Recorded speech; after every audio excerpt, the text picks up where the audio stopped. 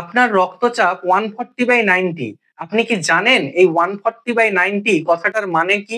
দেখবেন আপনারা যখন ডাক্তার দেখাতে যান, ডাক্তারবাবু প্রেসক্রিপশনের উপর লিখে দেন আপনার ব্লাড প্রেশার 140/90 mmHg। এই কথাটার মানে কি?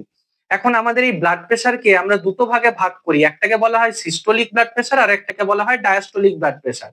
সিস্টোলিক ব্লাড প্রেশারকে আমরা উপরের দিকে লিখি আর ডায়াস্টোলিক ব্লাড প্রেশারকে আমরা নিচের দিকে লিখি।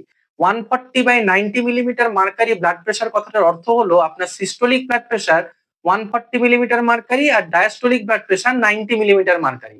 এখন আপনার মনে প্রশ্ন জাগতে পারে যে সিস্টোলিক প্রেশারটা কি আবার ডায়াস্টোলিক প্রেশারটাই বা কি? সিস্টোলিক প্রেশার কথাটার মানে হলো আমাদের হার্ট যখন সংকুচিত হয়, অর্থাৎ হার্টের যখন সিস্টোল হয় তখন আমাদের রক্তনালীর মধ্যে যে ব্লাড প্রেশারটা থাকে সেটাকে আমরা সিস্টোলিক ব্লাড প্রেশার বলে থাকি। আর হার্টের যখন প্রসারণ বা ডায়াস্টোল হয় তখন রক্তনালীর মধ্যে যে প্রেশারটা সেটা কিন্তু সিস্টোলিক প্রেশার থেকে কমে যায়। কারণ আমাদের হার্ট যখন প্রসারিত হয় তখন রক্তনালীর প্রেশার কিছুটা কমে আসে। এটাকে আমরা ডায়াস্টোলিক প্রেশার বলি। এখন এই 140/90 কথাটার মানে তাহলে আপনারা বুঝতে পারলেন যে আপনাদের systolic blood pressure 140 millimetre mercury আর আপনার diastolic blood pressure 90 millimetre mercury. আশা করি এরপর থেকে যখন আপনারা আপনাদের প্রেশার দেখবেন তখন আপনারা আপনাদের সিস্টোলিক ব্লাড প্রেশার আর ডায়াস্টোলিক ব্লাড প্রেশারটা অতি সহজেই বুঝতে পারবেন।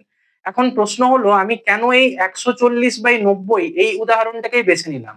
তার কারণটা হলো 140/90 এর উপরে যদি আপনার প্রেশার থাকে তাহলে কিন্তু আপনি হাইপারটেনশন বা উচ্চ রক্তচাপের রোগী। আপনার কিন্তু সতর্ক হওয়ার প্রয়োজন আছে এবং আপনার চিকিৎসার দরকার হতে পারে।